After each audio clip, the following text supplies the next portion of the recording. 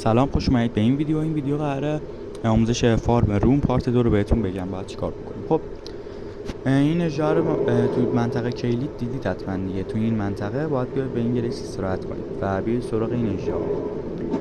میاد این اجرا رو بهش دمیج وارد می‌کنید. من سرعت ویدیو رو میبرم بالا. به این اجرا دمیج وارد کنید. پس سعی کنید تو این منطقه هاش بهش دمیج وارد کنید. بعد سوار اسب باید باشید. سمت پاش یا همون دومش بکنم دومش به دومش باید همینطوری ضربه وارد کنید. این اجرا اگه برید اون سمت کلش و اینا خودش هم بهتون یه ذره اذیت میکنه و اجراهای دور اطرافش هم این اذیت میکنن. پس بهتره که تو این منطقه بهش دمیج وارد بکنید. این اجرا رو وقتی که داشت میمرد ما باید یه کاری انجام بدیم، سریع بریم تو گریس استراحت کنیم. اجرا قبل اینکه بمیره یه نمایشی به ما نشون میده، یه انیمیشنی به ما نشون میده که ما باید سریع بریم اونجا گریس استراحت کنیم تا این نمرده.